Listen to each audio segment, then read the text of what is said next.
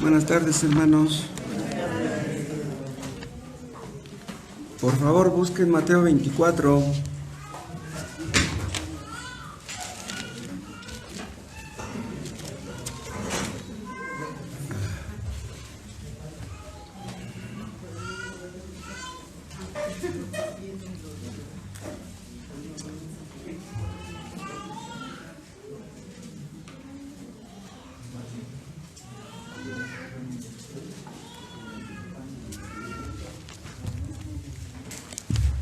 Vamos a empezar nuestra lectura. En el 29 está Cristo hablando de la segunda venida. Y vean lo que dice. Mateo 24, empezamos en 29. E inmediatamente después de la tribulación de aquellos días, el sol se oscurecerá y la luna no dará su resplandor, y las estrellas caerán del cielo, y las potencias de los cielos serán conmovidas. Entonces aparecerá la señal del Hijo del Hombre en el cielo, y entonces lamentarán todas las tribus de la tierra, y verán al Hijo del Hombre viniendo sobre las nubes del cielo con poder y gran gloria. Y enviará a sus ángeles con gran voz de trompeta, y juntarán a sus escogidos de los cuatro vientos, desde un extremo del cielo hasta el otro. De la higuera aprended la parábola. Cuando ya su rama está tierna y brotan las hojas, sabéis que el verano está cerca. Así también vosotros, cuando veáis todas estas cosas, conoced que está cerca la venida, ¿no?, de Cristo, a las puertas. De cierto os digo que no pasará esta generación hasta que todo esto acontezca. El cielo y la tierra pasarán, pero mis palabras no pasarán. Pero el día y la hora nadie sabe, ni aun los ángeles de los cielos, sino solo mi Padre. Y aquí está nuestro tema. Mas como en los días de Noé, así será la venida del Hijo del Hombre. Porque como en los días antes del diluvio estaban comiendo y bebiendo, casándose y dando en casamiento, hasta el día en que Noé entró en el arca, y no entendieron hasta que vino el diluvio y se los llevó a todos, así será también la venida del Hijo del Hombre. Bendito seas, Padre Celestial, porque nos has librado del mal en estos días, y es por eso que podemos reunirnos hoy. Tu misericordia nos acompañó todos los días, nos siga acompañando a la hora de la exposición de tu palabra, para que tu palabra cumpla con tus propósitos. Háblanos claramente, fuertemente, poderosamente a cada uno. Tú conoces de qué estamos hechos, conoces nuestro corazón, conoces nuestros pensamientos. Oh Dios, salva a los que no son salvos y edifica tu iglesia, y tu nombre recibirá toda la gloria. En el nombre de Jesús, amén. Yo les decía hace una semana que todo lo que hace Dios en nuestras vidas tiene el propósito de prepararnos para llevarnos a la gloria. Pero una cosa es escucharlo y otra cosa es creerlo. Porque cuando estamos inquietos, preocupados, necesitados, tenemos la tendencia a afligirnos, a molestarnos, a recriminar a otros, a estar insatisfechos, etc. Pero si creyéramos realmente que todo lo que nos ocurre tiene ese propósito que les menciono, lo veríamos con otra óptica, lo veríamos muy diferente. Pero vean, Dios nos está preparando a través de lo que acontece, pero no solamente lo que acontece en nuestro entorno. Todo lo que hace Dios en todo el mundo tiene el propósito de llevar a los suyos a la gloria. O sea, lo que está sucediendo ahorita en Estados Unidos, lo que está sucediendo con el COVID, con los países que tienen guerra, las guerras comerciales, las guerras frías, todo eso tiene el propósito de llevar a los creyentes a la gloria. O sea, todo gira alrededor de este propósito supremo. Dios quiere llevar a los suyos a la gloria. Nosotros lo que tenemos que hacer, lo que nos toca, es conocer la voluntad de Dios y ponerla por obra. Y para eso Dios nos ha dejado su palabra. Si ustedes analizan la palabra, si ustedes buscan la voluntad de Dios en la palabra, ustedes la van a conocer. Y ustedes la harán. Se supone que de eso se trata. Si de repente ustedes se quedan sin dinero, si de repente se quedan sin trabajo, se quedan sin salud, si pierden un ser querido, etc., todo lo que acontece es para probar nuestra fe. Dios tiene un interés supremo en probar nuestra fe. Dios nos está preparando para la vida eterna, pero aquí es donde entra en juego la fe. Porque si nuestra fe falla, estaremos quejándonos, renegando, murmurando, etc. Cuando somos probados, ahí es cuando demostramos si realmente queremos hacer la voluntad de Dios. Dios nos ha dado a Cristo, nos ha dejado su palabra. Yo les mencionaba, en el caso de Job, cómo todo lo que le pasó tenía el propósito de perfeccionarlo. Dios le quitó 10 hijos, pero Dios no quería hacerle daño a Job. Dios quería bendecirlo. Entonces, si se nos llegara a morir un ser querido, ¿sería el mismo propósito? Dios quiere bendecirnos. Pase lo que pase, Dios quiere bendecir a los suyos. Dios quería bendecir a Job, aún quitándole sus 10 hijos. Un día cuando estemos en el cielo, podremos preguntarle a Job, oye Job, ¿y cómo te sentías cuando te quitó Dios tus 10 hijos? Podrán ustedes preguntarle a sus hijos si los ven allá, si los vemos, porque es muy posible que vayamos a ver también a sus hijos.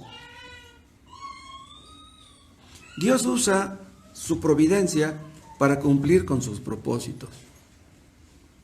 Dios tiene en sus manos el COVID-19, el cáncer, el ébola, la diabetes, el SIDA, los huracanes, los terremotos.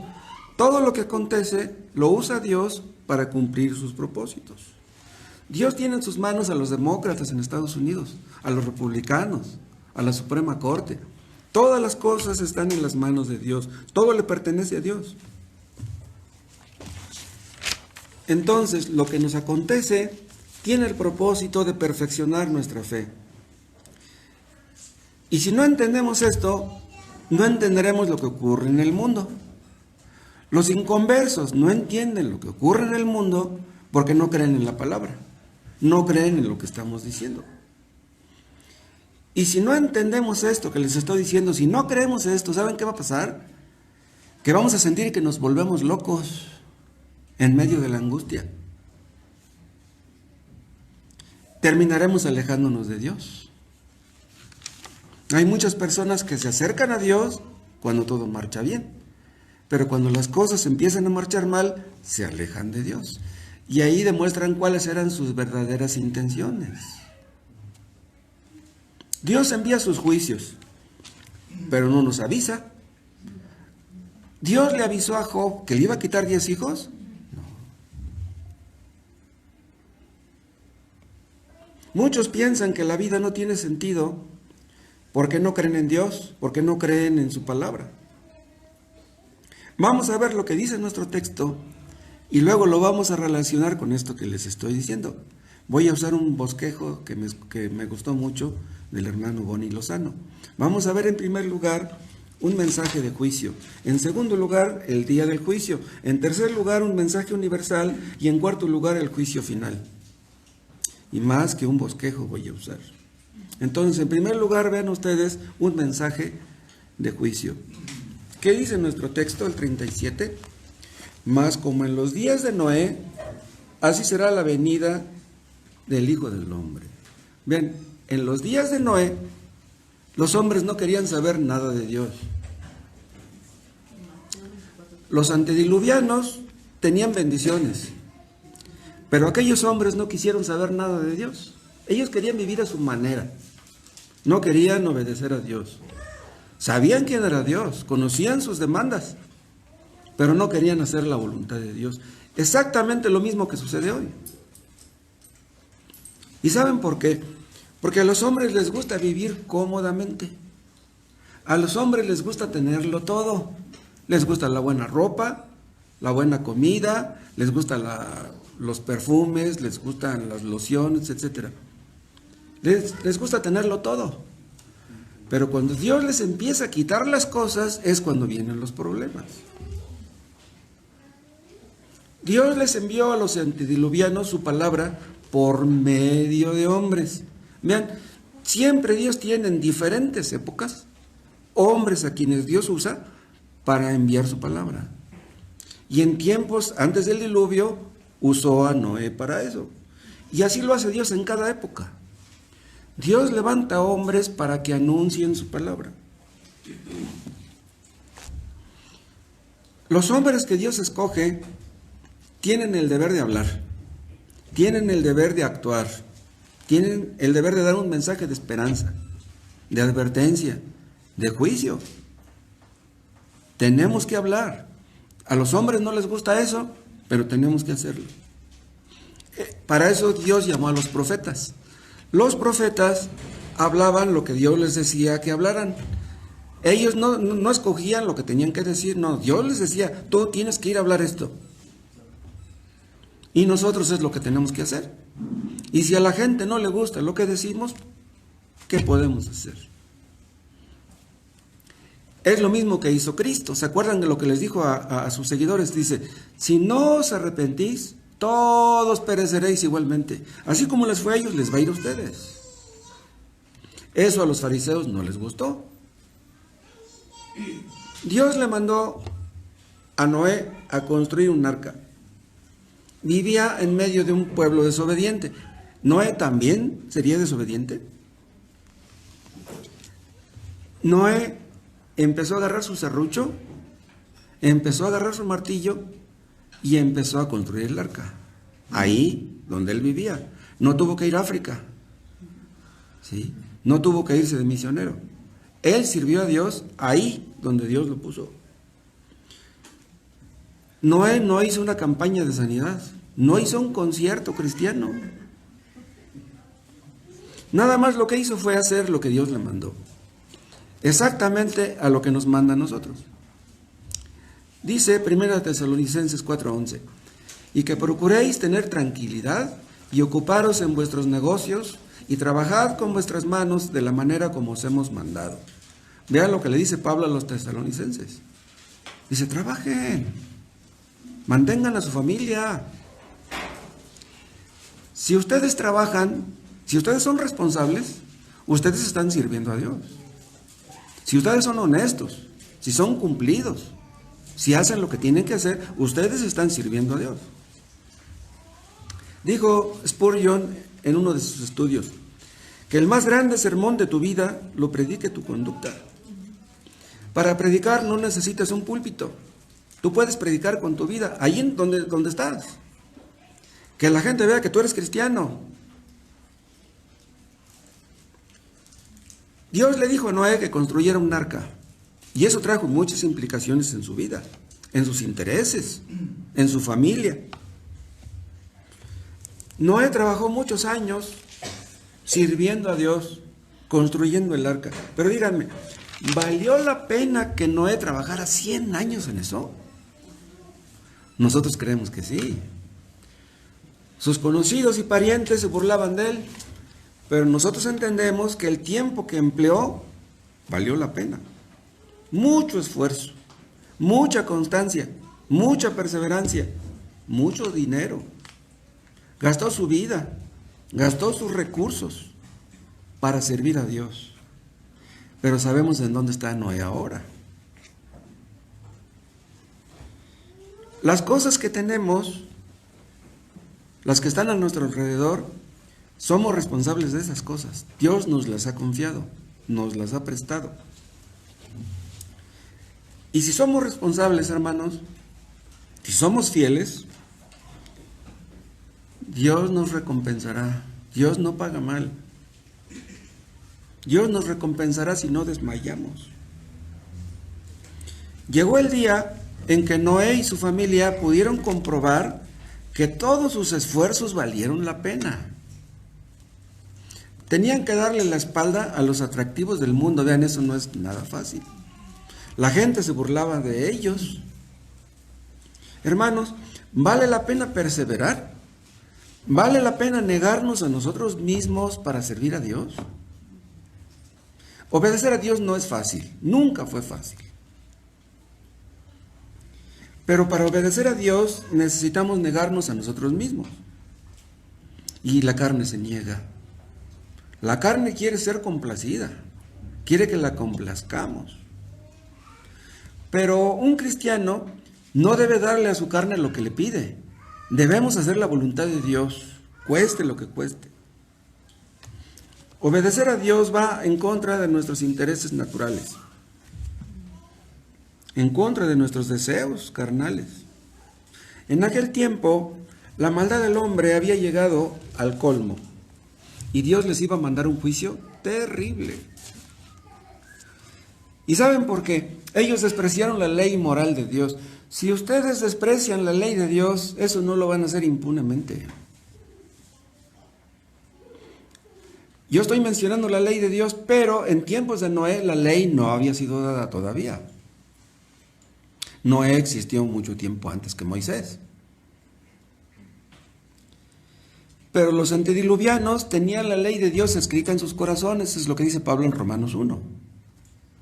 Tenían una conciencia y ellos violaban su propia conciencia. Los inconversos saben, lo hemos visto, que robar es malo, saben que mentir es malo, saben que adulterar es malo, pero no les importa. Los inconversos saben que están mal. Los aborígenes que no tienen acceso a la tecnología, que no tienen acceso a las escrituras, que no saben leer, no tienen excusa para su pecado. Ellos saben lo que es malo y aún así lo hacen. Los antediluvianos lo sabían, Noé se los advirtió, les dio una terrible noticia. Dios vio que la tierra estaba corrompida, exactamente como sucede hoy. La tierra está llena de violencia, dijo Dios. ¿Saben ustedes por qué es la violencia? ¿Saben ustedes por qué ocurren tantos crímenes? Porque los hombres no quieren saber de Dios, los hombres no quieren obedecer a Dios. Los hombres creen que pueden hacer lo que les plazca, pueden ser rebeldes y que les va a ir bien. Una persona que cree eso puede creer cualquier cosa. Si tú haces lo que tú sabes que no debes hacer, no te va a ir bien.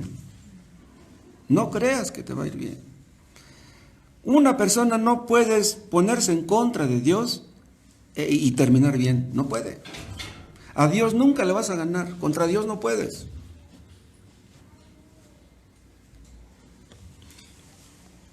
Si los hombres no hacen caso de las cosas de Dios, no es porque no haya avisos, no es porque no haya advertencias, no, Dios nos advierte.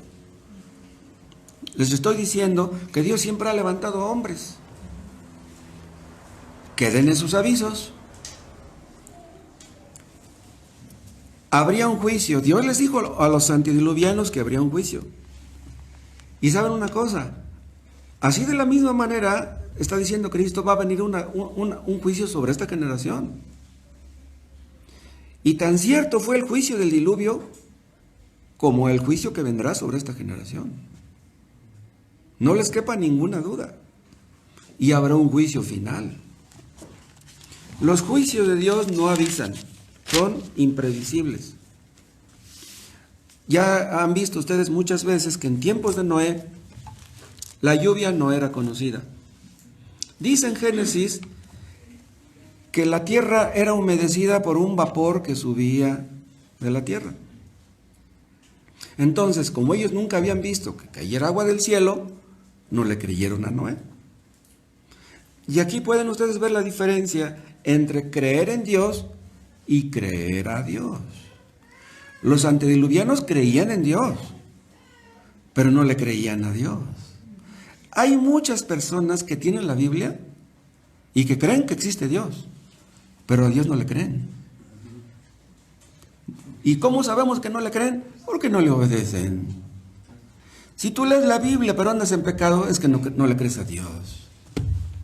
Así de sencillo. Los antediluvianos creían en muchos dioses, pero en el Dios verdadero no creían.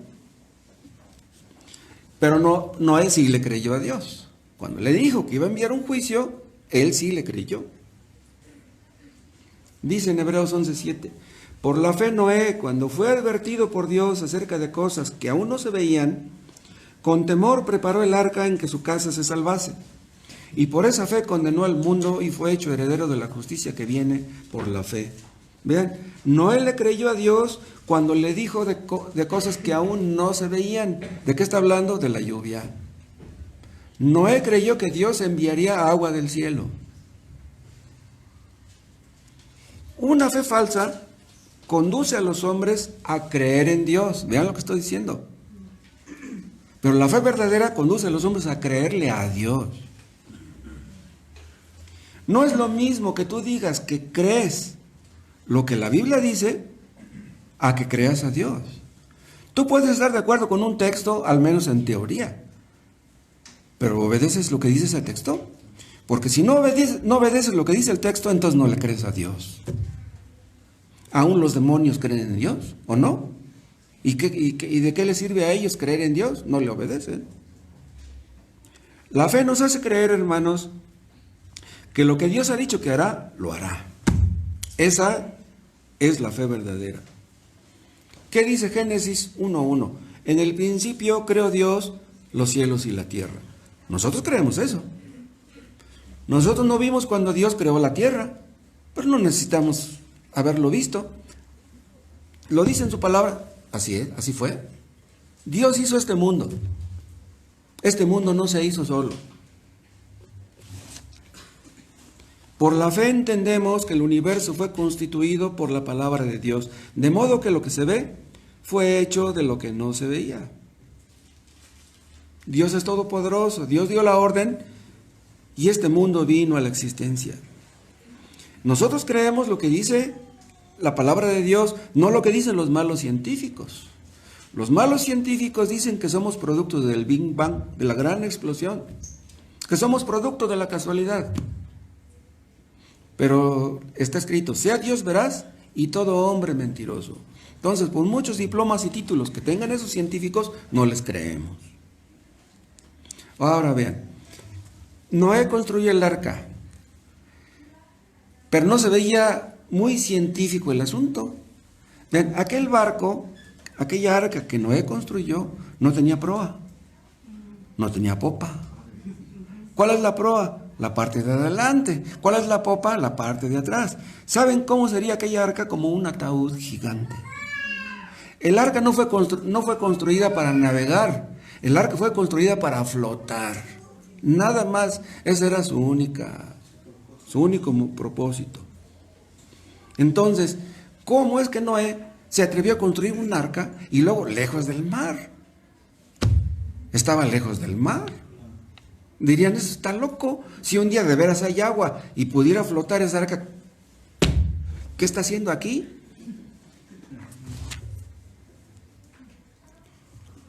Y por lo mismo no le quisieron creer. Noé les advirtió del peligro, pero no le creyeron. ¿Por qué no le creyeron? Porque no creían a Dios. Si hubieran creído a Dios, le hubieran creído a Noé. Porque Noé, eso no lo inventó él. Eso que él estaba diciéndoles, Dios se lo había dado. Y si escuchando a Noé tuvieron algún temor, lo desecharon. Bueno, a lo mejor llueve. A lo mejor de veras viene una inundación de aguas. Pero a mí no me van a alcanzar esas aguas. A otros a lo mejor, pero a mí no. Yo sé nadar muy bien, pensarían algunos. Pero ven, eran personas que habían vivido toda su vida haciendo su voluntad. Una persona que ha vivido toda su vida haciendo su voluntad, ¿cómo de repente empezará a hacer la voluntad de Dios? ¿Cómo? Se necesita un milagro para eso. En aquellos tiempos, acuérdense, los hombres vivían cientos de años. Pero por muchos años que vivieran, la paciencia de Dios llegó al colmo. Vean, en Primera de Pedro, en el capítulo 3.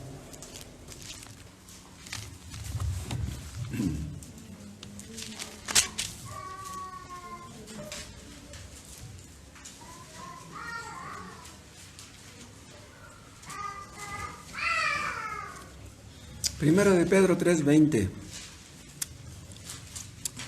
Los que en otro tiempo desobedecieron, cuando una vez esperaba la paciencia de Dios en los días de Noé, mientras se preparaba el arca, en la cual pocas personas, es decir, 8, fueran salvadas por agua. Vean, la paciencia de Dios, dice, mientras se preparaba el arca. ¿Y qué hicieron aquellas personas que oyeron eso? Dice al principio del versículo 20, los que en otro tiempo desobedecieron. Desobedecieron antes de conocer el mensaje y desobedecieron después de conocerlo. Eran desobedientes. Y esto ocurrirá con todas las personas que conocen el Evangelio y que no quieren escuchar la voz de Dios. El Evangelio no lo inventamos nosotros. El Evangelio fue inventado por Dios. Y cuando nosotros te predicamos el Evangelio, tú estás escuchando la voz del predicador, pero en realidad es Dios el que te está hablando a través del predicador. Nadie atenta contra la majestad de Dios impunemente. Es la majestad de Dios la que está de por medio. El predicador no tiene ninguna. Vean ustedes cómo ve Dios la incredulidad. No le creyeron a Noé, no le creyeron a Dios. El pecado más grande de todos es la incredulidad. La incredulidad es la madre de todos los demás pecados.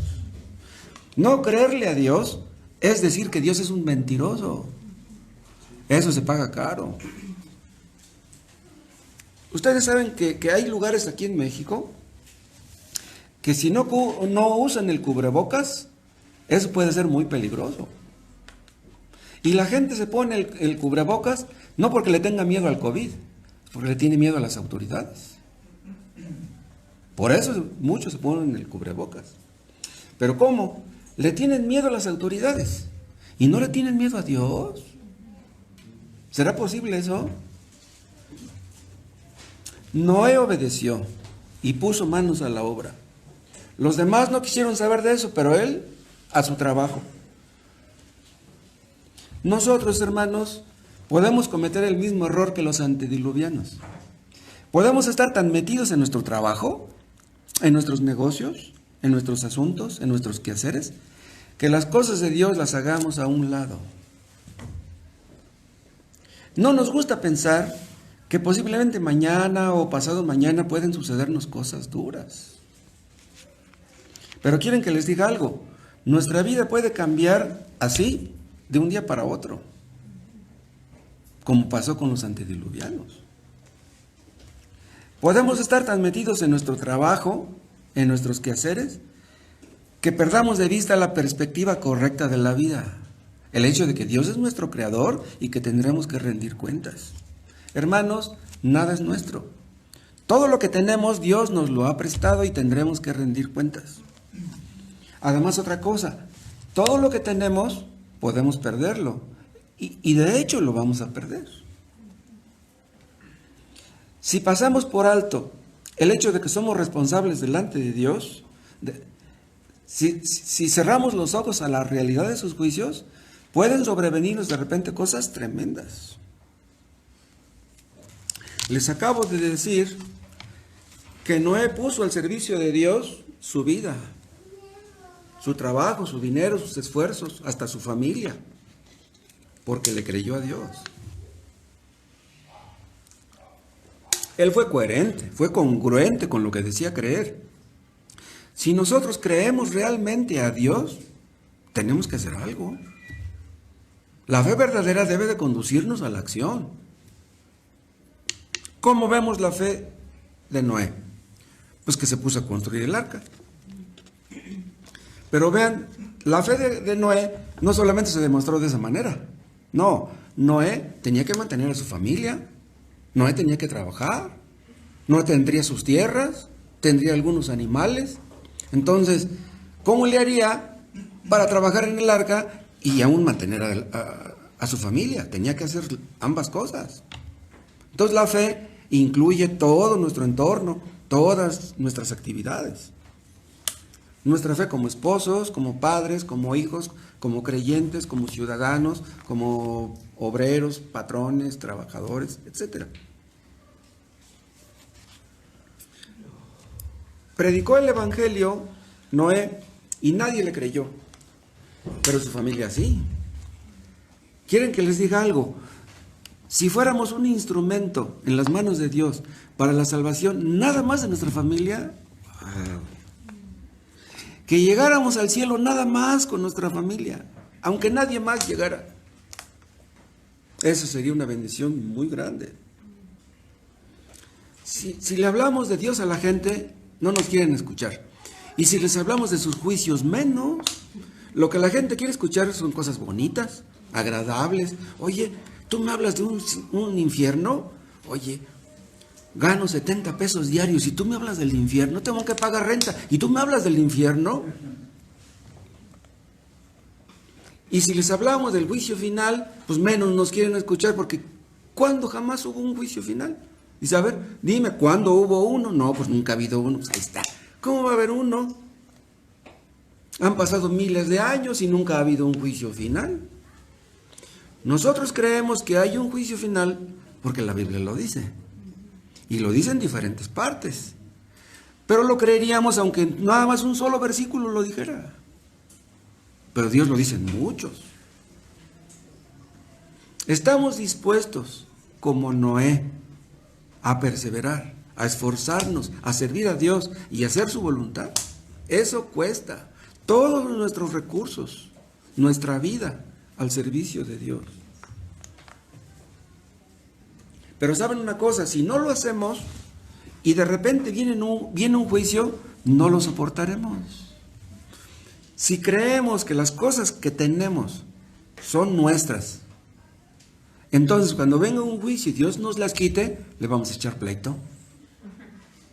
Dios, tú me diste las cosas y ahora me las quitas. Es lo que pasó con la mujer de Job. Dios, primero me diste 10 hijos y ahora me los quitas. No, ya no quiero saber nada de ti. ¿Quién quiere saber de un Dios que te quita 10 hijos? Si no dedicamos nuestras cosas, nuestras entre comillas, para servir a Dios, el día que Dios nos las quite, no estaremos contentos ni satisfechos. ¿Quién sabe qué nos traiga la providencia de Dios mañana? Hoy estamos bien, mañana quién sabe. Hoy estamos sanos, mañana quién sabe. Hoy tenemos un ser querido, a lo mejor mañana ya amanece muerto. Pero si no nos han sobrevenido pruebas, sobrevendrán. No nos quepa ninguna duda. Eso no es ser pesimistas. Y eso le sucede tanto a los cristianos como a los no cristianos. Hoy vivimos cómodamente.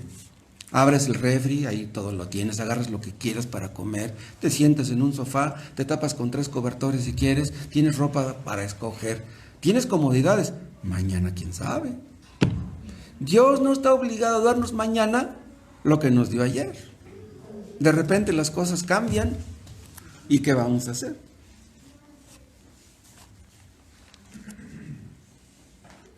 Nos gusta sentirnos cómodos, nos gustan las comodidades, nos gusta comer bien. ¿A quién le gusta comer mal? Si ustedes me invitan a comer, no me inviten a comer frijoles, para frijoles en mi casa, dice. No. Hacer la voluntad de Dios puede ser una cruz muy pesada, una cruz muy difícil de llevar. Pero si amamos mucho las cosas de este mundo, mientras más las amemos, más pesada sentiremos la carga, la cruz. O sea, podremos llegar a pensar que es muy difícil obedecer a Dios. Hermanos, ¿estamos dispuestos a que Dios nos arranque del corazón las cosas de este mundo? a que lo amemos a Él por encima de todo, que Él sea lo más importante de todo. Noé estuvo dispuesto a llevar su cruz todos los días. Renunció a todo por su Dios. Cuando terminó de construir el arca, empezó a meter los animales, poco a poco. Y está escrito, no apunté el texto, que Noé hizo todo lo que Jehová le mandó. Todo. De eso se trata, de hacer todo lo que Él diga. No nada más vamos a hacer unas cosas y otras no. ¿Qué pensarían los conocidos cuando ya vieron en el arca tremenda? ¿Se acuerdan que era más o menos del tamaño de un campo de fútbol, no? Según las medidas. Bueno, ¿qué pensarían los demás, los vecinos, cuando vieron que estaban metiendo los animales? Ese día que Noé empezó a meter los animales, sería un día como todos los demás. ¿No se veían nubes? Pasaban donde estaba Noé metiendo los animales y pues caminaban y se iban a su trabajo, al campo, y decían, está loco, mira, está metiendo los animales. Pero llegó el juicio. Empezaron a caer las primeras gotas. Vean Génesis, capítulo 7.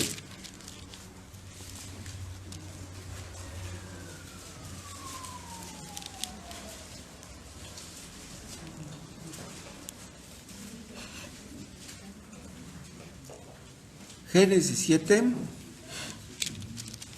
empezamos la lectura en el versículo 8. De los animales limpios y de los animales que no eran limpios, y de las aves y de todo lo que se arrastra sobre la tierra, de dos en dos entraron con Noé en el arca, macho y hembra, como mandó Dios a Noé. Y sucedió que al séptimo día, las aguas del diluvio vinieron sobre la tierra. Vean cómo dice, al séptimo día, no al octavo, no al sexto, exactamente en el día y la hora previstos por Dios empezó a caer el agua. Hay un día, según el calendario divino, para cada bendición, para cada juicio. Si Dios quiere bendecir a un creyente, lo va a bendecir en el momento que Él quiera, y como Él quiera, y con la intensidad que Él quiera. Y si ha de venir el juicio, igual, en el momento que Dios diga. Dicen algunos comentaristas, basándose en este versículo 10, que esto ocurrió a fines de octubre a principios de noviembre. No es muy claro exactamente el día, pero fue por esos días. Vean ustedes el caso del COVID. El COVID-19 llegó al mundo el día que Dios quiso. Un día no había COVID y de repente el día siguiente ya estaba ahí. Y se empezó a propagar poco a poco hasta que se llenó el mundo. El COVID está en todo el mundo. Muchos contagiados, muchos recuperados, muchos muertos y muchos que no les ha hecho nada el COVID. ¿A quién le vamos a echar la culpa del COVID? ¿Le vamos a echar la culpa a la Secretaría de Salud? ¿A López-Gatell? Dios dice, échenme a mí la culpa. ¿Sí? Dios es el que mandó el COVID. Hay un día preciso para cada juicio. Hay un día preciso para el día en que vamos a morir. Hay un día preciso para la segunda venida de Cristo. Hay un día preciso y exacto para el juicio final. El día del juicio final, todos los que vivimos sobre la tierra, a través de la historia, ahí vamos a estar. Nadie va a faltar a la cita. Vean Génesis, capítulo 7. Vean el versículo 11. El año 600 de la vida de Noé, en el mes segundo, a los 17 días del mes, aquel día fueron rotas todas las fuentes del grande abismo, y las cataratas de los cielos fueron abiertas. Ven, aquí al final del 11 habla de dos cosas. Habla de las fuentes del grande abismo que fueron rotas. Y habla de las cataratas de los cielos fueron abiertas. ¿Saben ustedes cuáles son estas fuentes del grande abismo? Habla de las aguas que estaban abajo. Y las cataratas de los cielos hablan de las aguas que vinieron de arriba. Entonces las aguas que estaban abajo empezaron a fluir. De esas aguas que estaban abajo es de donde salía el vapor que cubría la tierra y la fertilizaba. Entonces, el agua que salía de abajo se unió con el agua que venía de arriba y vino el caos.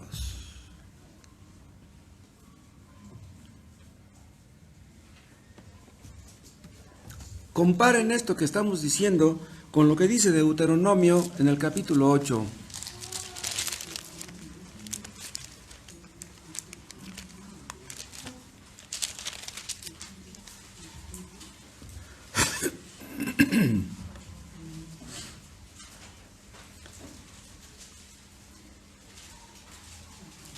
Deuteronomio 8:7.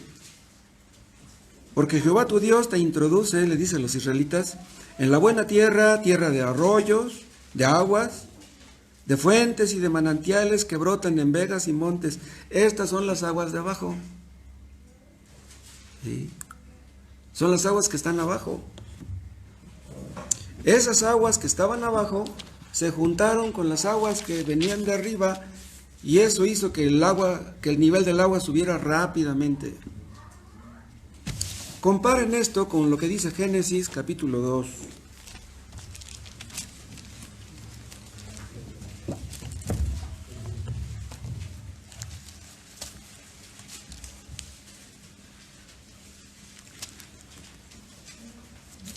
Génesis 2:5. Y toda planta del campo, antes que fuese en la tierra, y toda hierba del campo, antes que naciese, porque Jehová Dios aún no había hecho llover sobre la tierra, ni había hombre para que labrase la tierra, sino que subía de la tierra un vapor, el cual regaba toda la faz de la tierra. Comparen esto con lo que dice Génesis 1:6. Luego dijo Dios, haya expansión en medio de las aguas, y separe las aguas de las aguas. E hizo Dios la expansión, y separó las aguas que estaban debajo de la expansión, de las aguas que estaban sobre la expansión. Y fue así, aquí están esas aguas, las que estaban arriba y las que estaban abajo. La expansión es la atmósfera, unas aguas arriba de la atmósfera y otras abajo de la atmósfera, o sea, en la tierra. Estas dos aguas fueron las que se juntaron y ocasionaron el cataclismo. Entonces, en aquel tiempo, las cosas no eran como son ahora. Es más, existe la teoría que es debido a eso que los hombres de aquel tiempo vivían tantos años. ¿Sí? Dicen que aquel vapor que salía de aquella agua de abajo humedecía la piel y hacía que fuera inmune a los efectos de los rayos solares. Pero eso no es muy claro porque pues no, hay cosas que no alcanzamos a entender bien. Pero lo que sí sabemos es que el juicio afectó la atmósfera. Todas las cosas cambiaron. La estructura del mundo fue cambiada. El clima cambió también. Y esto ocurrió porque la paciencia de Dios llegó al límite. Dios quería que los hombres entendieran que con Él no se juega. Pero vean, los inconversos no pueden ver la mano de Dios en los juicios de Dios. No pueden. Nosotros los creyentes podemos verlo, aunque no lo entendemos muy bien, pero podemos ver su mano. Hay deístas que creen en un poder superior, personas que creen que Dios existe, pero no creen que ese Dios sea el Dios de la Biblia. No creen que ese poder de Dios se haya manifestado aquí. Vean, la existencia de la Biblia habla del poder de Dios. Este libro ha sido odiado por millones de personas y hubieran querido acabar con este libro, pero no pueden, porque Dios, el poder de Dios está detrás de este libro. Dios ejecuta sus juicios por medio de causas secundarias. El agua era una causa secundaria, la causa primaria es Dios mismo. O sea, Dios usó agua que ya estaba ahí desde antes. Esa agua que cayó de los cielos y el agua que fluyó de abajo era agua que ya estaba ahí desde antes. Entonces, vean, el COVID-19 es una causa secundaria. La mano de Dios está dirigiendo todo a través del COVID. Se mueren los que Dios quiere que mueran. Se contagian los que Dios quiere que se contagien. Aprenden los que Dios quiere que aprendan. Y se endurecen los que Dios quiere que se endurezcan. Cuando el agua empezó a fluir de abajo y empezó a caer de arriba, los hombres se llenarían de miedo, se llenarían de espanto. Pero ya ¿qué podían hacer? Dios usó aquel juicio para destruir a los rebeldes. Aquellos hombres eran rebeldes. Hacían lo que sabían que no tenían que hacer. Y aquel juicio fue usado para destruir a unos y para salvar a otros. La vida para unos, la muerte para otros. Se acabó el día de la gracia. Se acabó la paciencia de Dios. No escuchar lo que Dios dice siempre trae consecuencias. Vean otra vez en Génesis, en el capítulo 7.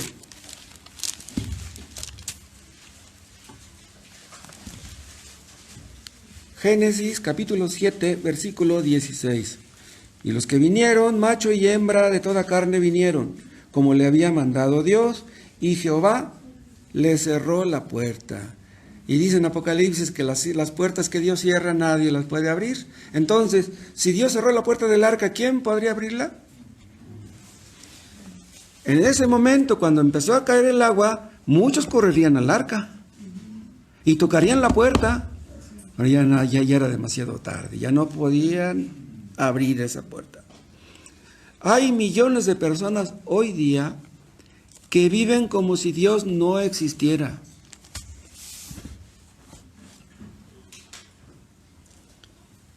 Pero dirán ustedes, bueno, es que el hombre es un ser religioso. Casi todo el mundo tiene una religión. Los que no tienen una religión no son muchos que digamos. Pero ¿saben una cosa? Muchos tienen una religión, ¿saben para qué? Para calmar su conciencia. En serio. Tienen una religión, tienen la Biblia, pero no obedecen a Dios. Y Dios lo soporta. Dios no les da su merecido. Dios tiene paciencia de ellos. Pero la paciencia de Dios tiene un límite.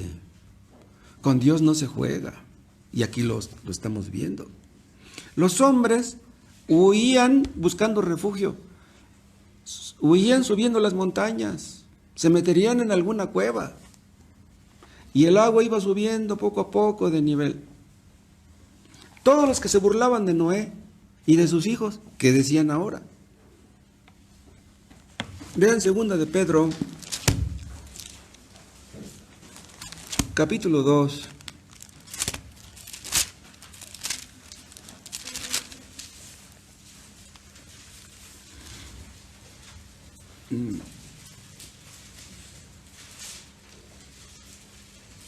Segunda de Pedro 2, versículo 5.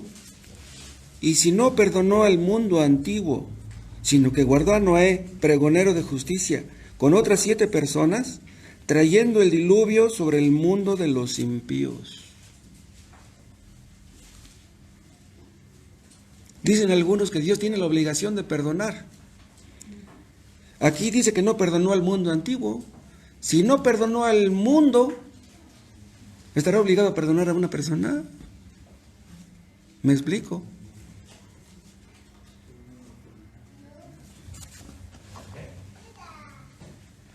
Noé y su familia estaban arriba en el arca, estaban viendo cómo se ahogaban sus familiares, sus conocidos. Algunos de la familia de Noé fueron salvos, pero Noé tendría muchos tíos, tendría muchos primos, tendría muchos sobrinos que no creyeron, nada más 8. 8 no era toda su familia. Y Noé estaría viendo cómo se ahogaban todos.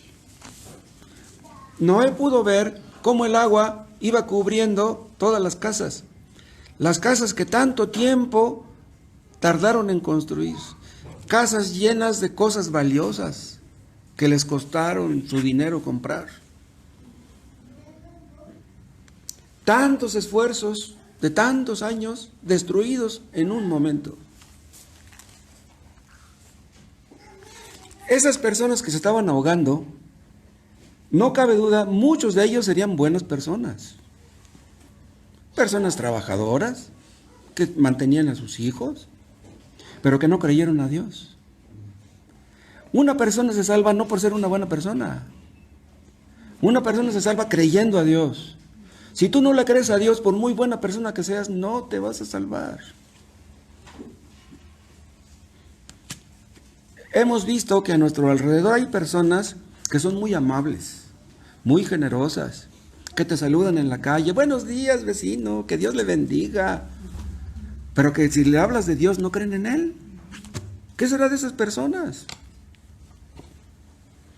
Noé les advirtió, pero no quisieron creer en sus advertencias. ¿Por qué? Porque no creían a Dios. En el diluvio murieron personas amables, respetuosas, cariñosas, buenos padres, pero que no le creyeron a Dios. Eso tenían en común todos ellos. Les estoy diciendo que la incredulidad es el pecado más grande. Dios no puede tolerar que los hombres le digan que Él es un mentiroso. A nosotros nos da coraje que nos digan mentirosos. ¿Y no somos mentirosos? ¿No hemos mentido alguna vez? Pues si hemos mentido alguna vez, pues somos mentirosos. Pero imagínense que Dios es santo, ¿cómo va a permitir que le digan eso?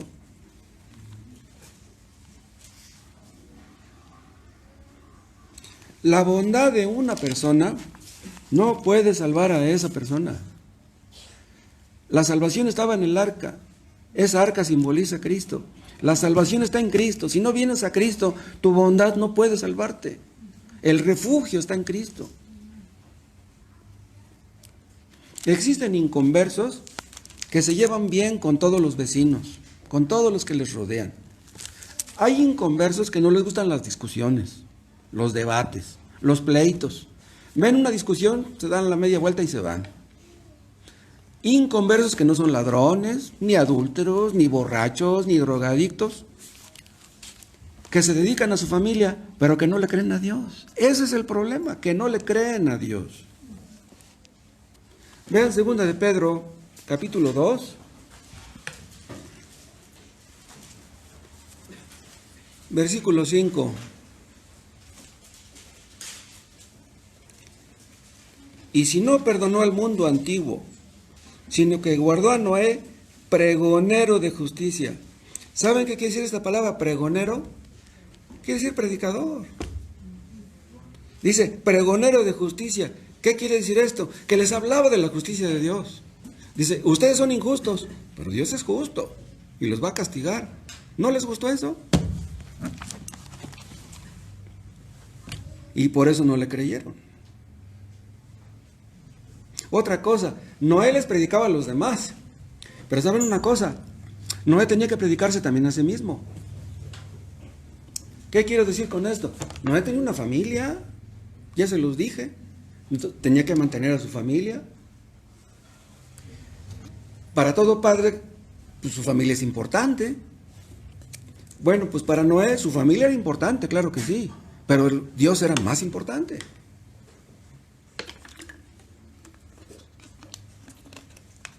A Noé le gustaría comprarle cosas buenas a sus hijos.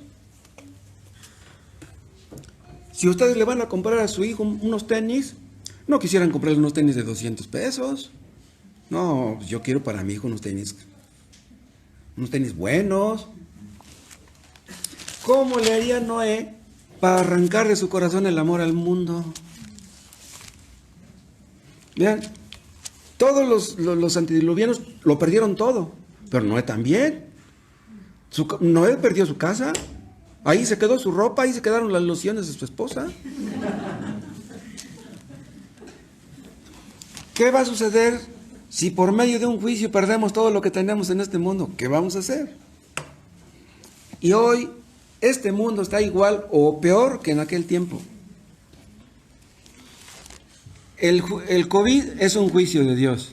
Y esos juicios afectan a los inconversos, pero también a los cristianos. Los cristianos también nos enfermamos del COVID. Podemos morir del COVID el día de mañana.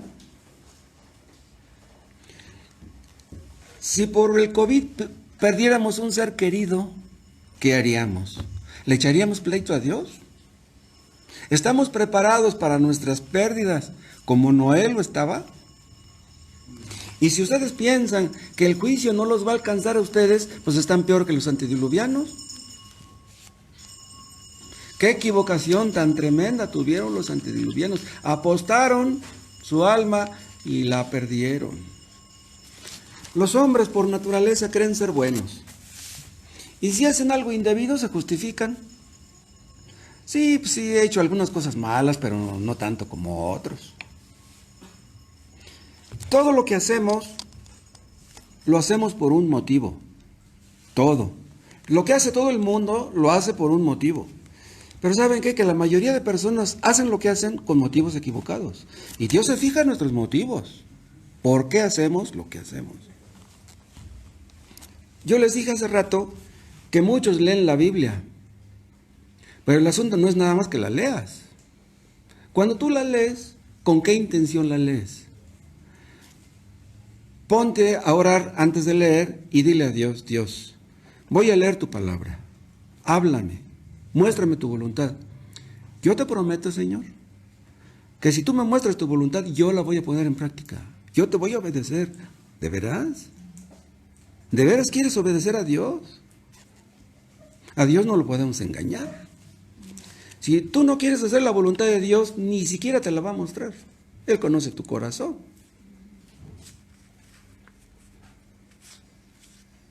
Hay muchas personas que tienen una religión, pero no creen lo que dice la Biblia. ¿Y cómo podemos estar seguros de que no creen? Pues viendo cómo viven. Hay muchos evangélicos que tratan mal a su pareja, tratan mal a sus hijos, les dicen malas palabras. Hay evangélicos que traen su cigarrito, se echan su cerveza y ahí delante de sus hijos y dicen que son cristianos. Si tú no te has arrepentido de veras, si no has dejado tu pecado, tú no eres cristiano, no eres salvo, no te engañes. Si tú no obedeces a Dios, si no obedeces lo que está escrito, no eres salvo. Si aún siendo creyentes verdaderos, podemos caer en el error de justificarnos a nosotros mismos o justificar nuestros pecados. ¿Somos justificados por lo que hacemos? No, somos justificados en Cristo. Entonces, si tú crees que eres bueno, estás en peligro. No hay ni uno bueno. El único bueno es Dios. Ser una buena persona no salva a nadie. Muchos creen que hacen buenas obras, pero ellos lo creen. Pero Dios no los ve de esa manera. Los que no obedecían lo que Noé decía, repito, serían buenas personas. Estaban dedicadas a mantener a su familia. Un hombre pues debe de dedicarse a eso, a mantener a su familia. Pues si no mantienes a tu familia, pues entonces ¿qué? ¿De qué se trata? Entonces, ¿somos buenos? ¿Nos vamos a salvar por mantener a nuestra familia? A los antediluvianos les importaban sus hijos, pero Dios no. Entonces, si tú crees que nunca has hecho nada malo, si siempre te has dedicado a tu familia, eso no te va a salvar. Aunque tus hijos te tuvieran por un excelente padre, Dios no te va a ver así. Si tú crees que nunca has hecho nada malo, a lo mejor es cierto que nunca has hecho nada malo, pero ¿has hecho algo bueno? ¿Has hecho algo realmente bueno? Una persona no se salva por dejar de hacer lo malo. El asunto es que tú hagas la voluntad de Dios que está contenida en su palabra. Solamente Cristo nos puede salvar. Cristo es el arca. Tenemos que refugiarnos en Él porque nuestras obras, olvídense. ¿Quién es el que nos libra del diluvio de la ira que vendrá? Pues es Cristo. La ira de Dios caerá sobre este mundo como un diluvio. Somos salvos por la fe. Y solamente por esa clase de fe que salva podemos enfrentar el juicio que puede sobrevenir en cualquier momento. No hay otro nombre bajo el cielo dado a los hombres en que podamos ser salvos. Si ustedes creen que son buenas personas, si ustedes creen que están fuera de peligro porque son buenas personas, ustedes están peor que los antediluvianos. La paciencia de Dios se va a acabar, exactamente como pasó en los días del diluvio. Aquellos hombres, los antediluvianos, creían que estaban despreciando la palabra de un hombre. Pues Noé. ¿Quién es Noé? Pero no se daban cuenta que al despreciar a Noé, estaban despreciando a Dios. Todos aquellos que rechazan el Evangelio de Cristo, o a Cristo, como es presentado en el Evangelio, están sellando su sentencia de muerte. Los que rechazan a Cristo, como es presentado en el Evangelio. ¿Por qué digo eso? Porque hay algunos que presentan a Cristo, pero no conforme es presentado en el Evangelio. Dicen, no, Cristo te ama. Dios es bueno y Dios te perdonará. Mira, tú das tu diezmo y das tus ofrendas y ya estás fuera de peligro. No. Eso son una bola de sinvergüenzas. Les hacen creer a muchos que van a ir al cielo porque dan un diezmo. Dios necesita de nuestro dinero. Dios quiere que le obedezcas. No te vas a salvar por mucho diezmo que des. Hay iglesias falsas, iglesias mentirosas, que obligan a la gente a que dé su diezmo. Les hacen creer que van a ir al cielo nomás porque dan diezmo. Le hacen creer a la gente que van a ir al cielo, sea que obedezcan o no. Basta con que tú creas que Cristo es el arca. No. Tienes que entrar en el arca. Tú puedes estar ahí contemplando la puerta muy bonita. Ay, que Cristo es la puerta, Cristo es el arca. Pues sí, pero tienes que entrar. No basta con que digas que crees. La puerta todavía está abierta, pero la paciencia de Dios se acabará y la puerta se va a cerrar y ya cuando quieres entrar ya no vas a poder. Debemos cerciorarnos, hermanos, de haber entendido realmente las Escrituras, la voluntad de Dios y que la estamos haciendo. Debemos cerciorarnos de si somos salvos en verdad. Somos salvos no porque sintamos que somos salvos. La salvación no tiene que ver con los sentimientos. Realmente estás haciendo la voluntad de Dios. Si no la estás haciendo, no eres salvo y estás en peligro. ¿Cuántos hay que tienen la Biblia, pero que no creen en lo que la Biblia dice? Dios dice cómo es el método de salvación. La salvación es como Dios dice, no como nos gustaría que fuera. Dios es el ofendido, Él es el santo, y Él es el que ha dicho cómo podemos ser salvos. Entra en el arca. No hay otra forma de salvación. Vean Hechos 17.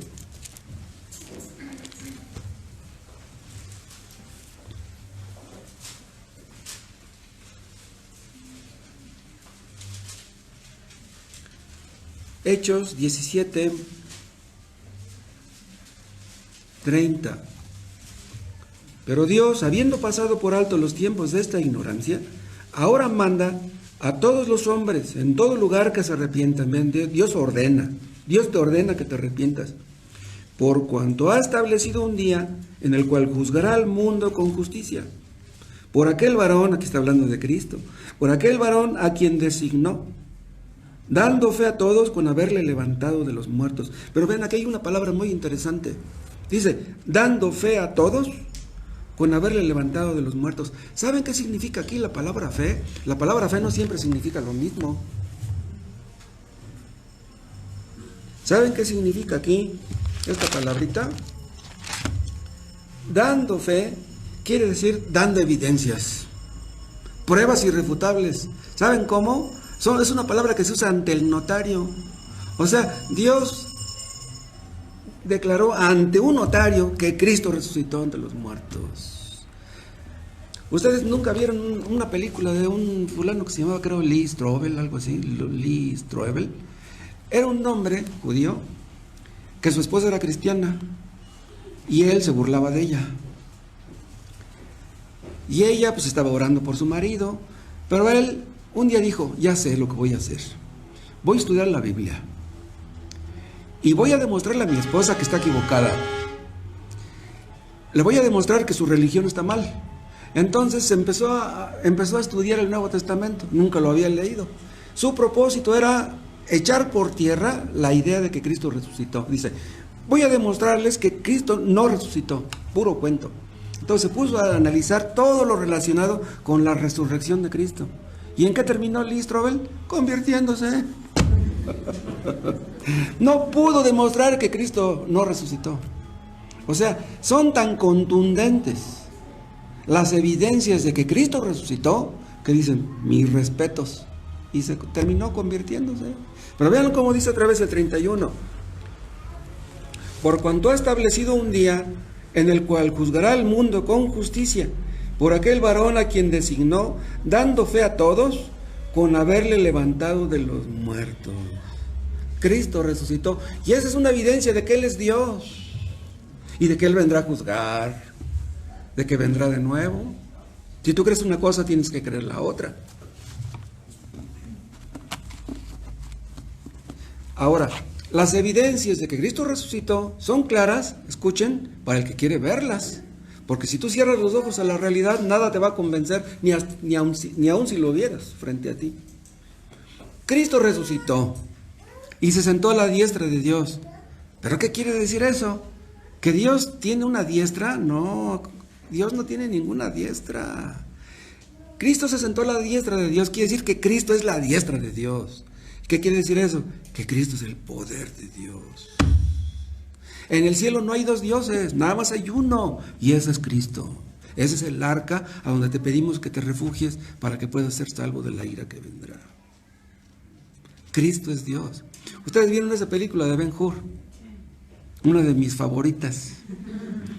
Hay una parte donde Mesala quiere convencer a Ben-Hur de que se una con ellos, con los romanos, y le dice Ben-Hur a Mesala, dice, oye, tú hablas como si César fuera Dios. Dice, César es Dios, le dice Mesala, dice, no ese.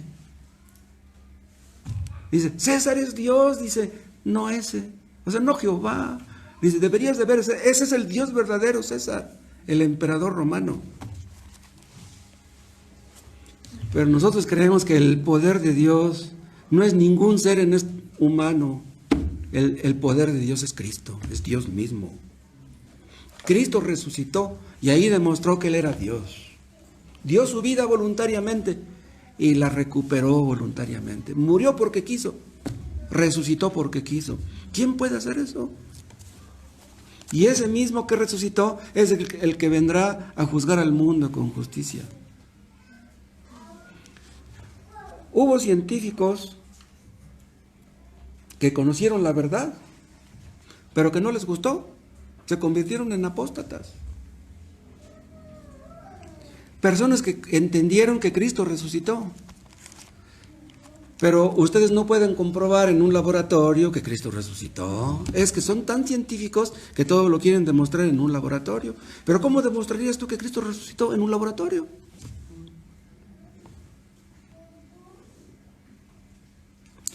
Los hombres de tiempos de Noé, habría también científicos de aquel tiempo, o los que eran científicos en aquel tiempo. También escucharon predicar a Noé y que quisieron entrar cuando ya sería demasiado tarde. Quisieron entrar a su tiempo. Si tú vas a entrar en el arca, debes entrar al tiempo de Dios, no al tuyo. Ay, Señor, espérame otro tiempo. No. Dios te dice que entres. ¿Cómo le pones objeciones? ¿Le pones tardanzas? Hermanos, Dios no nos va a estar rogando siempre. Si Dios te dice que te arrepientes de tu pecado hoy, hazlo hoy. ¿Qué tienes que estar esperando para otro día? Ni sabes si vas a vivir mañana. Horrenda cosa es caer en manos de un Dios vivo. Espérate, se acaba su paciencia y ¿qué va a hacer de ti? Los que murieron en el diluvio constataron que con Dios no se juega, pero pues ya era demasiado tarde. No vivieron para contarlo. Cuando los inconversos de esta generación vean que Cristo venga, que Cristo viene, querrán esconderse y ya será demasiado tarde. Habla de las vírgenes necias que llegan y que ya está cerrada la puerta, ya no podrán entrar. Y dice en Apocalipsis que esos necios que no quisieron entrar se llenarán de espanto y le dirán a las rocas, cubridnos. ¿Se acuerdan? Lo que dice el cuadro que está allá atrás, que vienen las rocas ahí cayendo. Les dirán a las rocas, cubridnos. Pero serán tan tontos para pensar que una roca te puede cubrir. ¿Ven? Yo eso lo entiendo en sentido espiritual. Las rocas simbolizan a los hombres endurecidos, a los apóstatas que conocieron el Evangelio y lo rechazaron. O sea, son los científicos, los intelectuales, los hombres muy inteligentes según el mundo que no creen en Dios. Les van a decir los ateos: cubridnos, métanos el hombro, ustedes que lo saben todo, ayúdenos. Ustedes que decían que Dios no existe, ayúdenos ahora. Ahí va a estar Hawking, ahí va a estar Bertrand Russell y todos los ateos famosos de la historia. ¿A quién le van a poder ayudar? Ahí va a estar Martin Luther King. Sí. Hoy vivimos en días semejantes a los de Noé. Todavía vivimos en medio de la paciencia de Dios, pero ¿cuándo se va a acabar esa paciencia? Si ustedes no quieren entrar en el arca, si saben que tienen que dejar su pecado y no lo hacen, ¿qué será de ustedes el día que el diluvio de la ira de Dios caiga sobre ustedes? Los hombres hoy se rebelan contra cada uno de los mandamientos de Dios. Ustedes saben que hace algunos años en Estados Unidos, en las universidades, en las escuelas, antes de empezar las clases hacían una oración. Cuando juraban los presidentes y los magistrados, ponían la mano encima de la Biblia. Ya no quieren nada de eso. Ya no quieren saber nada de Dios en Estados Unidos. Había pastores evangélicos que oraban por los presidentes en turno en los Estados Unidos. Eso es lo que odian los demócratas hoy. Los demócratas en Estados Unidos creen que Dios es demócrata. Dios no es demócrata. Dios no nos consulta. Oye, ¿quién vota por mí? En Estados Unidos quieren echar fuera a Dios de sus vidas, de sus mentes, ¿no? Y del mundo, no nada más de Estados Unidos. Los demonios se frotan las manos, dice: si nos tragamos a Estados Unidos, México nos sirve de postre. ¿No será inminente el juicio sobre esta generación? El COVID-19, este es un pequeño juicio, es una pequeña advertencia, pero es Dios que le está gritando al mundo. El COVID ha afectado la economía de todo el mundo. ¿Saben qué es lo que Dios nos grita a través del COVID? Lo que ustedes necesitan no es salud física. Ustedes me necesitan a mí.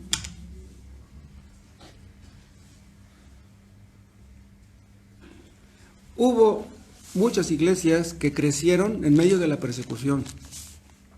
Iglesias que se afirmaron en medio de la muerte, del martirio. Dicen algunos que posiblemente veamos un avivamiento a nivel mundial antes de que Cristo venga. Pudiera ser. Se basan en ciertos textos. ¿Será posible que viéramos un avivamiento a nivel mundial? ¿Que millones de personas fueran salvas en este mundo? Sería maravilloso. Dios todo lo puede. Cuando vienen los juicios, como este del COVID, todos somos afectados, creyentes y no creyentes. El diluvio afectó a todos. El diluvio tuvo dos caras. Para unos fue muerte, para otros fue la vida. Y esos son los dos efectos del Evangelio. El Evangelio ablanda a unos, los escogidos, y endurece a otros, los reprobados. Les hablamos como Noé lo hacía y no nos quieren escuchar. Incluso a veces no nos quieren escuchar ni nuestros hijos. Oramos por nuestros hijos y no quieren escuchar. Personas a las que les regalamos un folleto y lo tiran a la basura. Derramamos nuestras lágrimas por tanta gente inconversa, muchas veces en vano. ¿Y saben qué? Las religiones falsas contribuyen a eso. Estamos rodeados de religiones falsas. En religiones falsas hay mucha gente que anda haciendo cosas malas y la gente que los conoce dicen: esos son unos hipócritas, todos los cristianos son igual. ¿Han visto tanta hipocresía en las iglesias que dicen ser cristianas? Que ya no quieren saber nada de las cosas de Dios. iglesias evangélicas que no creen en el evangelio. Hay pastores que fueron egresados de un instituto teológico que no creen en Dios, no creen a Dios. Hay pastores que están junto con sus congregantes comiendo y bebiendo, casándose y dando en casamiento, comprando y vendiendo, y que no creen en lo que Dios dice. Me estaba diciendo alguien que conoció un hombre que ya es pastor y que le dijo, dice, tengo 6 meses de pastor y ya me compré una camioneta último modelo. Digo, ¿cómo? Entonces yo he perdido el tiempo, tengo 30 años de pastor. Entonces de eso se trata, de ver la religión como un negocio y de tener una camioneta. Pero saben que son pastores que no creen que habrá un juicio. Dios va a juzgar a esos malos pastores, ladrones, hipócritas. Dios nos está preparando, hermanos, para la vida eterna. Estamos de paso. Hoy estamos, mañana, quién sabe si estemos. Y los hombres menosprecian las escrituras. Institutos bíblicos infectados por el arminianismo, que un tiempo enseñaron las doctrinas de la gracia y que ahora creen puro vil arminianismo, pura salvación por obras. Y les hablamos de la salvación por gracia y dicen, caray, ¿qué es eso? Ni entienden lo básico. Y tienen su diploma, tienen su título y quieren predicar y ni creen en Dios. Hubo universidades cristianas que produjeron montones de misioneros, que mandaban misioneros por todas partes. Y esas universidades ahora están en manos de arminianos. Odian las doctrinas que antes amaban, que antes creían. Hombres que antes amaban a Dios y ahora le odian. Hay personas que asisten a iglesias que no creen en lo básico. ¿Y saben por qué? Porque ni sus pastores creen en lo básico. Les hablan ustedes de doctrinas básicas y no entienden. Y las redes sociales están llenas de mentiras, llenas de herejías. Iglesias que se convierten en clubes sociales, donde le inflan el ego a la gente, les dan su palmadita en la espalda y les dicen, Cristo te ama. Y no se dan cuenta que el diablo está detrás de esos pastores. Hay pastores que ganan más que un diputado. No estoy bromeando. No creen que les espera un juicio a esas personas. No hay compromiso, no hay amor, no hay obediencia, no hay temor. Llegará el juicio, hermanos, sobre esta generación. ¿Lo verán nuestros ojos? La Biblia dice que un poco antes de que Cristo venga, habrá pestes, hambres, terremotos. Esas cosas siempre han ocurrido. Siempre ha habido pestes, siempre ha habido guerras, siempre ha habido terremotos. Pero todo indica que eso se va a intensificar un poco antes de que Cristo venga. Tal vez pudiéramos estar cerca de eso. ¿Estamos preparados para enfrentar el juicio que vendrá? Ahora veamos en último lugar acerca del juicio final. El diluvio vino repentinamente, no avisó. Y así va a ser la venida de Cristo. Entonces, vigila tu alma. Vigila tu alma para que no te agarre desprevenido ese juicio. Sobre toda cosa guardada, guarda tu corazón. Es más importante tu alma que tu cuerpo. Pidámosle a Dios, hermanos, que nos dé las prioridades correctas. Tenemos que mantener a nuestra familia, pero Dios es más importante que nuestra familia. Los contemporáneos de Noé oían las advertencias de Noé, pero compraban y vendían, comían y bebían, se casaban y daban en casamiento, les importaba la familia, la empresa, el trabajo. Eso es lo que pasa con los hombres de todas las generaciones. ¿Tiene algo de malo que coman y beban, que se casen y den en casamiento, que compren y vendan? ¿Tiene algo de malo? No. Lo malo es hacer eso y pasar por alto a Dios, olvidarnos de Dios. Podemos glorificar a Dios comiendo y bebiendo. Podemos glorificar a Dios comprando y vendiendo, casándonos y dando en casamiento. Sea que comáis o bebáis, hacedlo todo para la gloria de Dios. Pero si vivimos para comer y beber, para comprar y vender, y buscar el casamiento de nuestros hijos e hijas, entonces estamos en peligro, porque eso no es lo más importante. El juicio va a venir y puede venir en cualquier momento. Las cosas de Dios, ¿quieren que les diga algo? Son una carga para muchos. Vienen al culto cuando quieren, vienen tarde, se van rápido, el culto les aburre, ya quieren que se acabe la predicación. Les gusta ir a la casa y ver quién sabe qué cosa viene en su casa. Pero las cosas de Dios no les gustan, vienen de mala gana. Y ahí demuestran que no le creen a Dios. Si estás pensando en las cosas de este mundo, en lo que vas a comprar para mañana, entonces quiere decir que te importa esto y no te importan las cosas de Dios.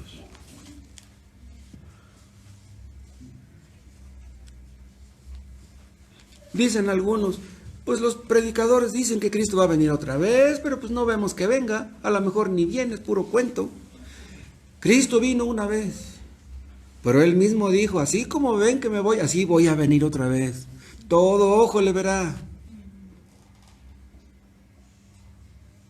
Los antediluvianos pensaron, bueno, pues dice Noé que va a venir un juicio, pero no creemos que vaya a venir. Dios es bueno. Como un Dios bueno va a mandar un juicio donde van a morir tanto, no puede ser. Pero el diluvio acabó con sus propiedades. El diluvio acabó con todas sus casas, sus posesiones. Acabó con su familia, acabó con su vida, acabó con su alma, acabó con todo. Está escrito que la segunda venida de Cristo va a ser repentina, va a ser algo sorpresivo, algo fulminante, algo terrible. ¿Cómo les va a ir a todos los desobedientes? ¿En dónde van a quedar los moralistas? ¿Quiénes son los moralistas? Los que dicen, pórtate bien y te va a ir bien, no te metas en problemas con la gente. Esas personas mienten.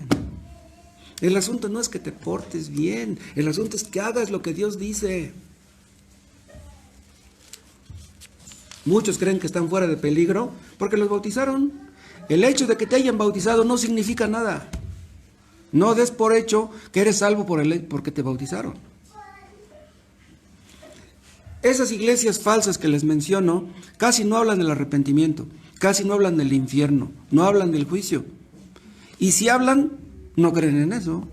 Los pastores no creen en eso. ¿Cómo harán que la gente crea? ¿Cómo ayudarán a que la gente crea en eso? Un pastor que no le crea a Dios, ¿cómo le ayudará a la gente a que crea a Dios?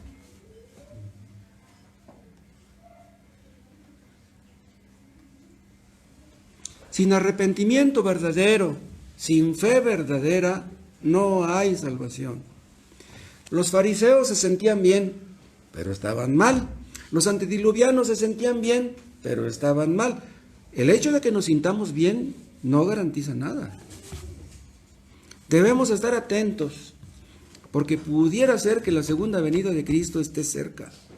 El COVID-19 no avisó, y la venida de Cristo no avisa. Yo les dije hace rato que el COVID cambió todas las cosas en este mundo.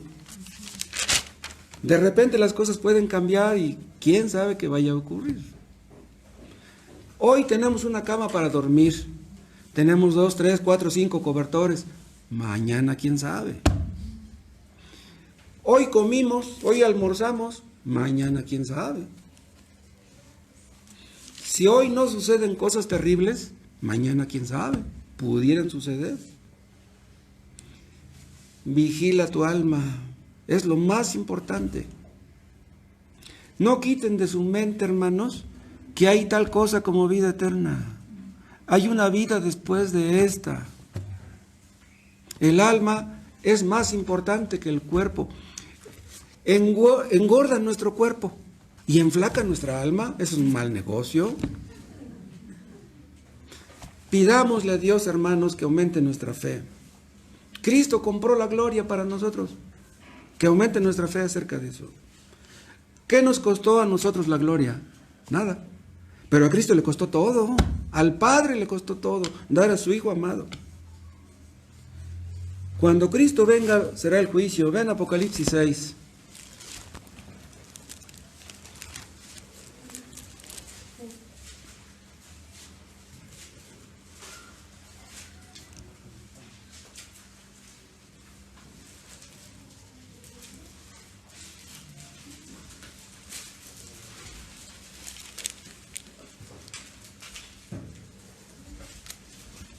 Apocalipsis 6, 14. Y el cielo se desvaneció como un pergamino que se enrolla, y todo monte y toda isla se removió de su lugar. Y los reyes de la tierra, y los grandes, los ricos, los capitanes, los poderosos, y todo siervo y todo libre, se escondieron en las cuevas y entre las peñas de los montes. Y decían a los montes y a las peñas: caed sobre nosotros, y escondednos del rostro de aquel que está sentado sobre el trono, y de la ira del Cordero, porque el gran día de su ira ha llegado, y ¿quién podrá sostenerse en pie? Esta ira de la que habla aquí Juan, será peor que el diluvio, mucho peor que el diluvio.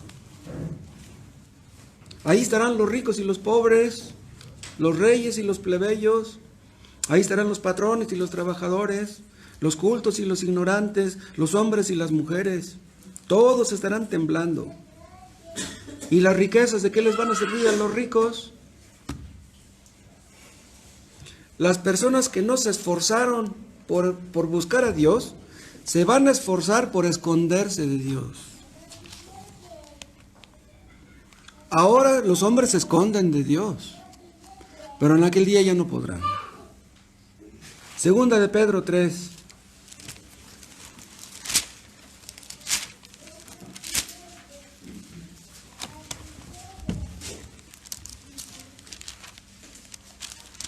Segunda de Pedro 3:9. El Señor no retarda su promesa, según algunos la tienen por tardanza, sino que es paciente para con nosotros, no queriendo que ninguno perezca, sino que todos procedan al arrepentimiento. Pero el día del Señor vendrá como ladrón en la noche, sin avisar, en el cual los cielos pasarán con gran estruendo, y los elementos ardiendo serán deshechos, y la tierra y las obras que en ella hay serán quemadas. Puesto que todas estas cosas han de ser deshechas, ¿cómo no debéis vosotros andar en santa y piadosa manera de vivir? Esperando y apresurándoos para la venida del día de Dios, en el cual los cielos, encendiéndose, serán deshechos, y los elementos, siendo quemados, se fundirán. Esto va a ser peor que el diluvio. Dios no puede mentir.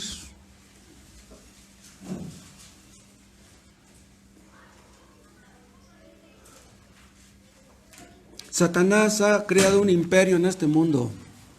Los hombres le creen más a él que a Dios. Los hombres obedecen a Satanás y no a Dios. El diablo ya sabe lo que le espera. El diablo sí cree en Dios. Ya sabe lo que le espera y está bien enojado. Ven en Apocalipsis 12.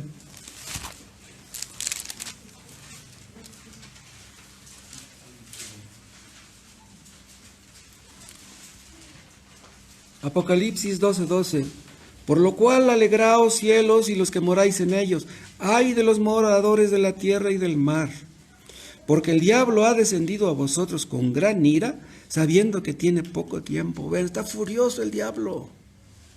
Quiere llevárselos más que pueda entre las patas.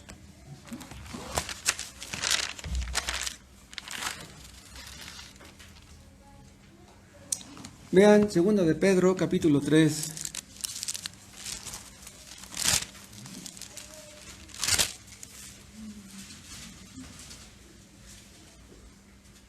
3:12 ya lo leímos, ¿no? Ahora vean 3:13.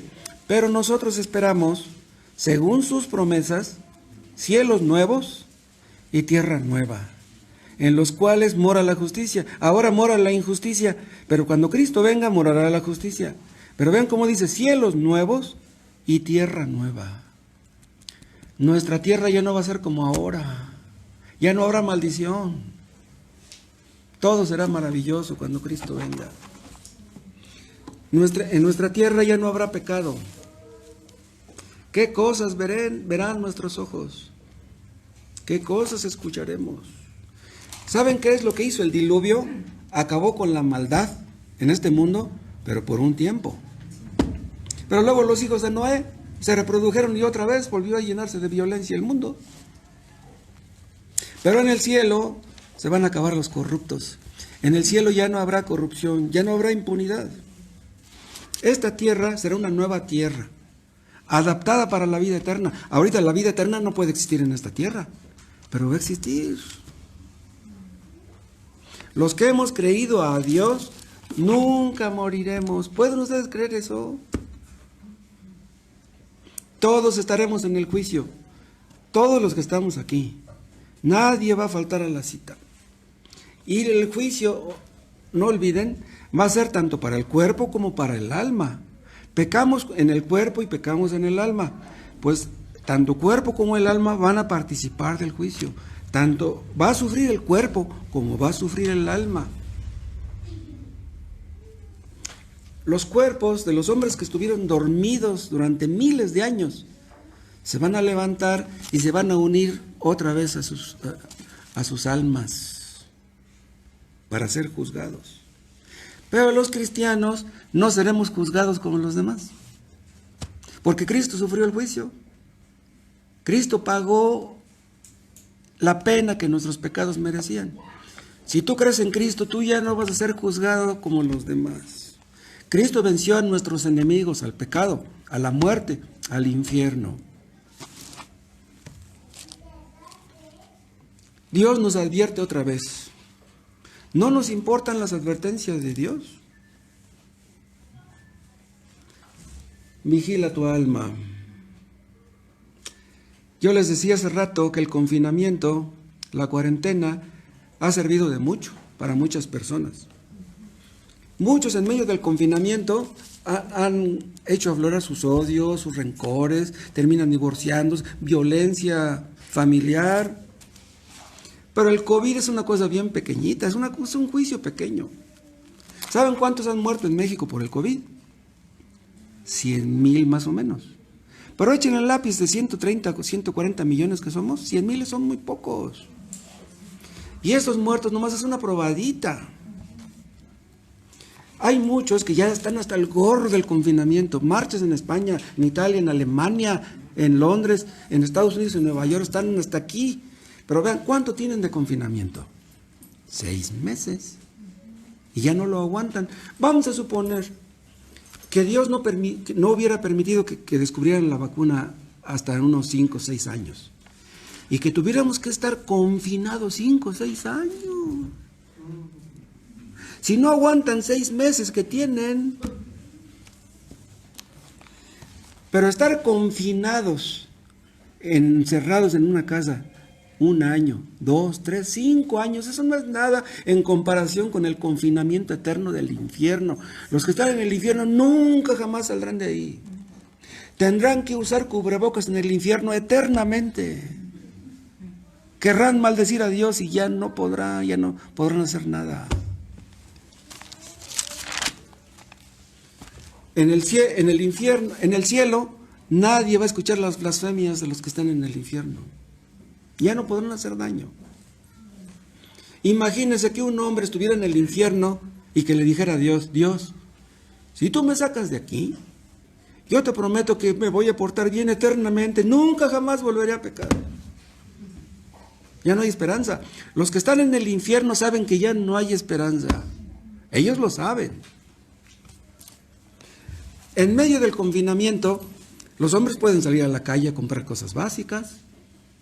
Y si no, llamas y te llevan tu torta, te llevan tu garnacha, hasta tu casa te la llevan. Pero en el infierno no hay nada bueno. Los que están en el infierno saben que van a ser atormentados para siempre jamás, por los siglos de los siglos. Un confinamiento eterno. Si ustedes no han sido salvos, ¿qué esperan? Si no han entrado en el arca, ¿por qué no lo han hecho? No es que Dios no quiera que no entren. Dios los invita a entrar y es sincero, ya se los dije. Si ustedes no son salvos es porque no han querido. Si ustedes entran en el arca, ¿saben qué va a hacer Cristo? Los va a recibir, los va a tomar contra su pecho y los va a abrazar. Va a olvidar todos sus desaires, va a olvidar todos sus pecados. ¿Por qué no entran en el arca? Nada hay más importante que estar seguros de que somos salvos. Nada hay más importante que eso.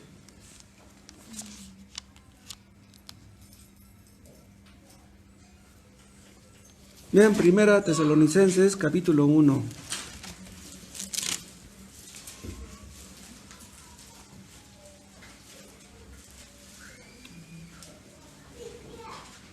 1:9. Porque ellos mismos cuentan de nosotros la manera en que nos recibisteis y cómo os convertisteis de los ídolos a Dios para servir al Dios vivo y verdadero. Vean, aquí está un modelo de la verdadera conversión. ¿Cómo os convertisteis de los ídolos a Dios? No basta con que dejes los ídolos. Tienes que volver a Dios. Y dice, para servir al Dios vivo y verdadero. El asunto es que sirvas a Dios, no que te sirvas a ti mismo. Y dice el 10, y esperar de los cielos a su Hijo. Si realmente crees en Él, tienes que esperar de los cielos a su Hijo. Él vendrá. Ahora, ¿cómo le esperamos? Pues no sentados en la hamaca, no haciendo nada. No, tenemos que actuar. Tenemos que demostrar con nuestros hechos que esperamos a Cristo. No nada más es decir, yo creo que va a venir. Hermanos, busquen a Dios de todo corazón. Si antes no lo hicieron, háganlo ahora. Sometan sus deseos a Dios. Que los deseos de Dios sean los de ustedes, que los de ustedes sean los de Él. Que Dios nos enseñe a amar lo que Él ama, que Dios nos enseñe a odiar lo que Él odia. Cristo va a venir. Y cuando Cristo venga, entonces va a empezar la vida eterna. Entonces vamos a entender que servir a Dios no fue en vano y que los sacrificios que hicimos aquí, ¿cuáles sacrificios? No nos hemos sacrificado de nada.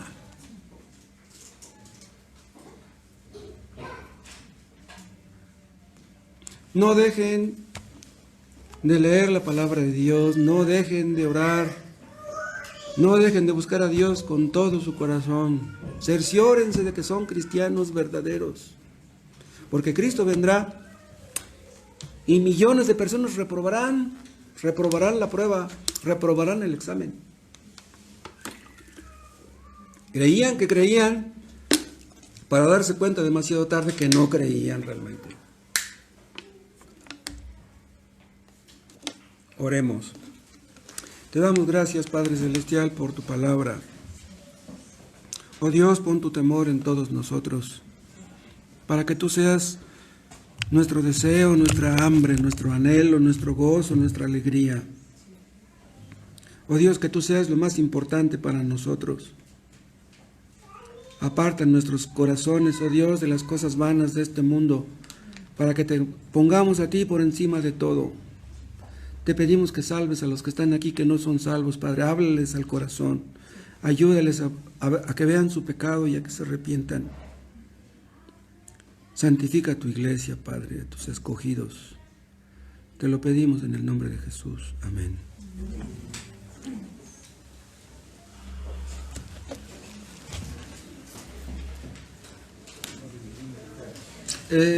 Déjenme decirles algo. Durante muchos años, el hermano Rufino fue diácono de esta iglesia, desde el 93, desde el 92 a fines, hasta que murió, aunque ya en sus últimos meses pues era un diácono emérito, porque ya raras veces llegaba a firmar algún documento. Entonces nos quedamos nada más con un diácono, el hermano Víctor, pero necesitamos dos. Y entonces tenemos ahora un candidato. ¿Dónde está el hermano Enrique? No lo veo. ¿No está?